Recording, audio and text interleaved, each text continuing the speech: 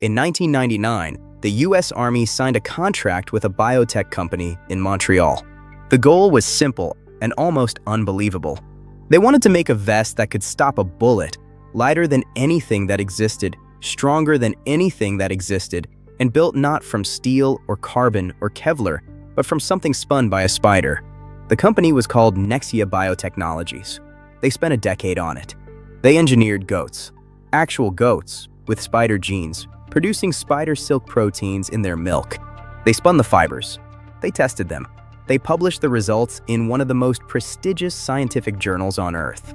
And then they went bankrupt.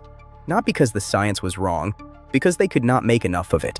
Because even after a decade of work, with Army funding and a herd of transgenic goats and the best protein chemists in the country, they still could not figure out how to do what a spider does automatically, instinctively, every single day. A spider the size of your thumbnail, producing a fiber stronger than steel, tougher than Kevlar, at room temperature, using nothing but water and 2 common amino acids. And we still can't replicate it. Not fully, not yet. The question is not whether spider silk is extraordinary. Every material scientist on Earth already knows it is. The question is, what is a spider doing at the nanoscale that 25 years of the best funded research in materials science has not been able to copy? To understand why this problem is so hard, you first need to understand what you are actually dealing with. Spider silk is not one material. Spiders produce up to 7 different silks from 7 different glands, each one optimized for a different job. The silk that builds the frame of the web, the radial threads you see catching the light, is called dragline silk. Major ampollate silk, this is the one engineers want. Its tensile strength is between 1.1 and 1.4 gigapascals. Steel sits at around 0.4 gigapascals. Weight for weight, accounting for the fact that silk weighs 1.3 grams per cubic centimeter against steel's 7.8. Spider silk is roughly 5 times stronger than steel by mass. That alone should stop you. But tensile strength is not the most important number. Toughness is. Toughness is the amount of energy a material can absorb before it breaks. And this is where silk stops making sense entirely. Kevlar, the material inside every modern bulletproof vest, has a toughness of approximately 50 megajoules per cubic meter. Dragline silk from common species averages around 160, 3 times tougher than Kevlar. And then there is Darwin's bark spider, Chirostris darwini, a species discovered in Madagascar in 2009 that builds webs across rivers. Webs spanning up to 25 meters, the largest orb webs ever recorded. Its silk averages 350 megajoules per cubic meter. Peak measurements in some samples, 520, over 10 times tougher than Kevlar. From a spider. Now here is the part that makes this a material science problem and not just a biology curiosity. Every synthetic high-performance fiber ever built sits on a trade-off curve. You can have strength or you can have toughness. You cannot have both at the same level simultaneously. Make a fiber stiffer and you make it more brittle. Carbon fiber is extraordinarily strong and it shatters. Kevlar is extraordinarily tough, but it is heavy and degrades in UV light and loses performance when wet. Nylon is flexible and tough, but weak under extreme load. Spider silk sits off this curve entirely. It is simultaneously in the top tier for strength, toughness, and extensibility. 3 properties that are not supposed to coexist in a single material. That is not an incremental engineering achievement. That is a violation of the trade-off that has defined materials science for over a century. And the spider does it at room temperature, in water, with 2 amino acids, glycine and alanine, that are among the simplest and most common in biology. No exotic elements, no industrial solvents, no heat, no pressure. Something about this is wrong, or rather, something about everything we thought we knew is wrong. The attempts to replicate spider silk did not start in 1999 with the Army contract. And the story of why they have failed tells you more about the problem than the successes do.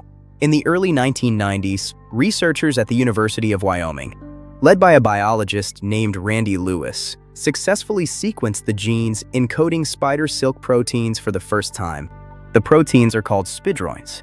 Specifically, MASP1 and MASP2, major ampollate spidroins 1 and 2, the 2 proteins that make up dragline silk. Once the genes were sequenced, the obvious next step was, put them in bacteria, express the proteins, spin them into fiber. The bacteria produced the proteins, and the fibers were terrible.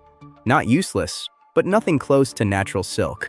The tensile strength was a fraction of the real thing. The toughness was nowhere near. The fibers were inconsistent, brittle in some samples, weak in others.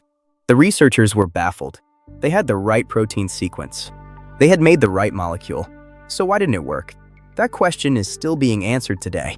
The first clue came when someone looked more carefully at the natural silk protein itself. Not the sequence, but the size. Natural spidroins are enormous. Their molecular weight exceeds 300 kilodaltons. Some estimates suggest they may be even larger in native form. The recombinant proteins produced in bacteria, they averaged 60 to 100 kilodaltons at best, due to the long, repetitive DNA sequences causing the bacterial ribosomes to slip and produce truncated, shortened versions of the protein. A shorter protein means shorter molecular chains. Shorter chains mean fewer entanglements. Fewer entanglements mean weaker fibers. The first wall, molecular weight. We couldn't make the protein long enough. The second wall arrived when researchers tried to fix the first one. If bacteria couldn't produce the full-length protein, maybe other organisms could. Nexia Biotechnology's answer was goats. Insert the spidroin genes into the goat genome, targeted to express only in the mammary gland. Milk the goats. Purify the protein from the milk. Spin it into fiber. It worked. Partially. In January 2002, Nexia published results in Science. The fibers had tensile strength in a workable range, extensibility of 25 to 45%, water stable, consistent diameter. The US Army called it biosteel, and then they ran into the second wall. The protein was there. The fiber could be spun, but the mechanical properties still did not match natural silk. The toughness was inferior. The strength was below the target. Something was missing, and nobody knew what. What they didn't understand yet, what the field didn't understand until years later, was that the protein sequence is only part of the answer. The other part is the spinning process. And the spinning process turns out to be one of the most sophisticated material conversion systems ever discovered in biology. Here is what actually happens inside a spider when it spins silk. The silk proteins are stored in a gland, a liquid-filled sac at the spider's abdomen. At this stage, the protein is dissolved in water at an extraordinary concentration, up to 50% protein by weight. Think about what that means for a moment. A 50% protein solution should behave like a gel. Or worse, it should solidify. Any protein chemist will tell you that at that concentration, with that much hydrophobic content in the amino acid sequence, the protein should aggregate immediately and irreversibly, clumping into useless, non-functional tangles. This shouldn't be possible, and yet the spider holds the silk protein in this state, liquid, stable, spinnable, in the storage sac for extended periods of time, on demand. How? The current leading hypothesis involves a process called liquid-liquid phase separation. The spidroin proteins form protective micelle-like assemblies, clusters that shield the hydrophobic regions from each other, allowing the solution to remain fluid even at extreme concentrations. But this is still a hypothesis. The precise mechanism by which spider silk proteins avoid premature aggregation at 50% concentration is not fully understood. That is a verified open problem in the field. What happens next is better characterized, and it is extraordinary. The protein solution travels from the storage sac into a long, S-shaped duct. This duct is only a few micrometers in diameter. As the protein moves through it, three things happen simultaneously. First, the pH drops from approximately 6.9 at the entrance to 5.7 at the exit. Not a large shift on the absolute scale, but biologically, that change is enormous. It is the trigger. Second, the ion environment changes completely. Potassium and phosphate ions enter the solution from the duct walls. Sodium and chloride ions are extracted. The chemistry of the fluid surrounding the protein shifts from one that stabilizes its dissolved state to one that promotes assembly. Third, water is removed. The duct walls actively extract water from the spinning dope, further concentrating the protein as it travels. These three changes happen simultaneously, coordinated, along a duct less than a millimeter long. And this is where everything breaks down, for us, not for the spider. Because at the end of this duct, the pH has dropped to the point where a specific part of the spidroin protein, the C-terminal domain, destabilizes and unfolds. This triggers rapid formation of beta sheet structures. Hydrogen bonds lock chains together into crystalline domains. Simultaneously, the N-terminal domain at the other end of the protein dimerizes, links with the N-terminal domain of an adjacent protein chain, acting as a molecular clamp that interconnects the chains. The result, in fractions of a second, a 50% protein solution converts to a solid, aligned, hierarchically structured fiber. And the spider's legs pull the thread as it emerges, applying mechanical tension that promotes additional molecular alignment. The fiber forms at speeds exceeding 1 meter per second. Room temperature, water as the only solvent. No chemistry we would recognize as industrial. No equipment we have been able to replicate at scale. Nature did not invent this process. It selected for it. Over hundreds of millions of years of spiders whose silk broke, losing prey they needed to survive. Over hundreds of millions of years of spiders whose silk broke, losing prey they needed to survive. Now here is what the fiber actually looks like once it exists. And this is where the physics of why it works, and why we cannot copy it, becomes visible. Start at the scale you can measure with a microscope. A dragline silk thread from a tokay, from any common orb weaver, is 3 to 8 micrometers in diameter, thinner than a human hair by a factor of 10 to 20. But the thread is not a single filament. It is composed of hundreds to thousands of nanoscale fibrils, each one 40 to 80 nanometers in diameter, all aligned along the fiber axis. Go deeper. Each nanofibril is itself structured. It contains 2 types of domains alternating along the length of the protein chain. The first type, crystalline domains, short runs of alanine, typically 6 to 12 alanine residues in a row, that fold into tightly packed beta sheet structures. Beta sheets are the strongest structural motif in protein biochemistry. The alanine chains align parallel to each other, linked by hydrogen bonds into a rigid crystalline unit. The size of these crystalline domains in spider silk, 1 to 10 nanometers. That size is not accidental. Research from MIT, from Marcus Buehler's computational materials group, established that the 1 to 10 nanometer scale is the optimum for beta sheet nanocrystals, large enough to provide stiffness and resist deformation, small enough that under extreme stress, the hydrogen bonds within the crystal can break and reform progressively, allowing the crystal to yield without catastrophic failure, absorbing energy rather than fracturing. Larger beta sheet crystals, 20 nanometers, 50 nanometers, fail suddenly. The bigger the crystal, the more brittle the failure mode. The spider's crystalline domains are nanoscopically small on purpose, and that precision is what gives silk its toughness. The second type of domain, amorphous regions, glycine-rich sequences that form disordered coils, loose helices, and flexible turns between the crystalline anchors. These are the extensible component. When the fiber is stretched, the amorphous regions unravel first, absorbing energy, allowing the fiber to extend up to 40% of its length before the crystalline domains are loaded. This is the equivalent of a shock absorber built into the molecular architecture. And between the crystalline and amorphous domains, a third zone, only recently characterized, called the semi-crystalline phase, intermediate in order between the two, contributing to toughness in ways that are still being worked out. That's the part nobody fully understands. Now here is why replication is so hard. When you produce spidroin proteins in bacteria, yeast, or even transgenic goats, and then spin them using conventional wet spinning, you get fibers. But not these fibers. The beta sheet crystals that form in wet-spun recombinant fibers are larger, more disordered, and less uniformly distributed than in natural silk. The reason, the pH gradient, the ion exchange, and the mechanical drawing of the natural spinning process are what create the precise 1 to 10 nanometer crystal size. Without those conditions, the crystallization is uncontrolled. The crystals grow too large. They form in the wrong places. The beautiful hierarchical architecture of nanofiber within fiber does not assemble correctly. In 2017, a team in Sweden, Anna Rising's group at Karolinska and Uppsala, built a microfluidic device that mimicked the pH gradient and ion exchange of the natural spinning duct. They produced a chimeric spidroin protein designed to capture the key features of both MASP1 and MASP2. They spun it through their biomimetic device. The fibers were better than any recombinant silk produced before, but still not as good as the real thing.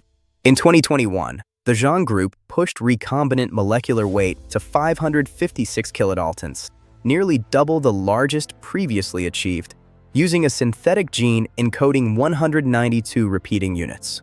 The resulting fiber reached a tensile strength of 1.03 gigapascals. For the first time, a recombinant fiber approached natural dragline silk strength. Toughness, 114 megajoules per cubic meter, still below the 160 average for natural silk. Close, not there. Then, in September 2023, a team in China published something that changed the trajectory of the field.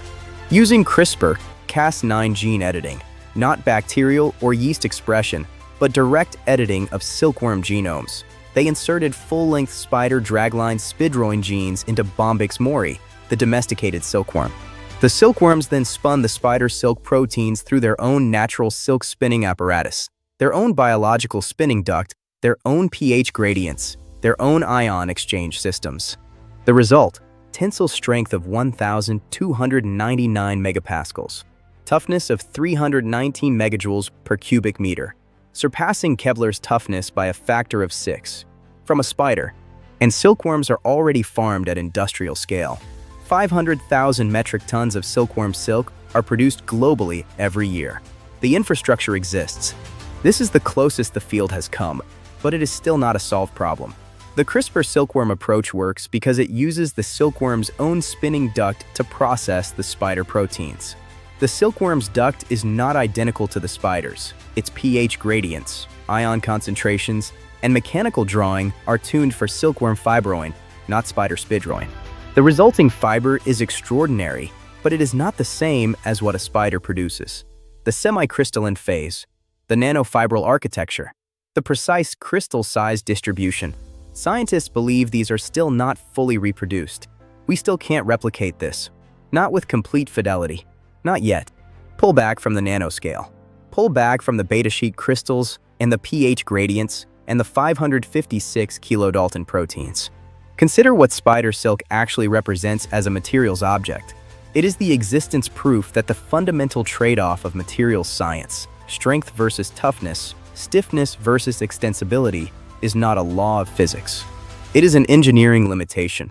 Spider silk sits off the trade-off curve that every synthetic fiber in human history has been bound by. It does this using two of the simplest amino acids in biology, water as the only solvent, and a 2-centimeter spinning duct operating at room temperature and atmospheric pressure. The spider did not engineer this system. It did not understand beta sheet crystallography or liquid-liquid phase separation or mesoscale fiber assembly. It simply descended from ancestors whose silk broke at the wrong moment, whose prey escaped, whose webs failed, whose eggs were left unprotected, and gradually, across hundreds of millions of years, arrived at a protein architecture and a spinning process so precisely optimized that it has taken the most advanced materials science laboratories on Earth 25 years to partially approximate it.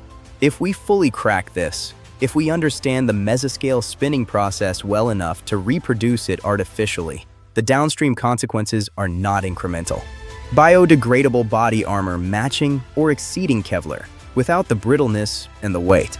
Surgical sutures and replacement tendons made from biocompatible silk that the body absorbs safely over time.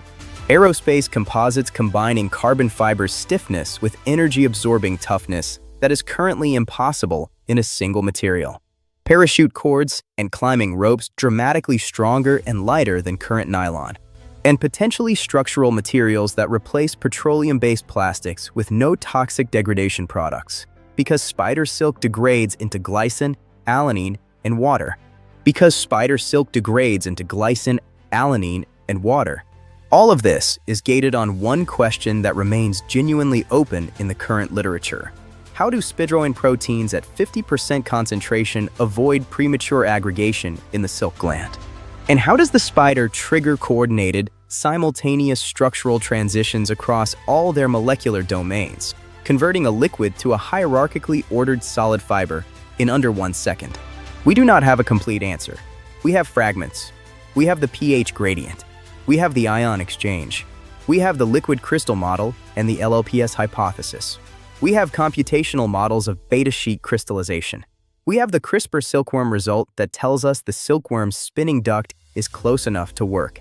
But the events at the mesoscale, the 10 nanometer to 1 micrometer range where disordered proteins come into register to form aligned nanofibrils, have never been directly observed in real time. The instruments do not yet exist to watch it happen at that speed and that resolution simultaneously. A spider the size of your thumbnail does it automatically, every time it moves, without thinking about it once. The blueprint is there, hanging in every web, crossing every garden, strung between every blade of grass on a dew-covered morning. We are still learning to read it.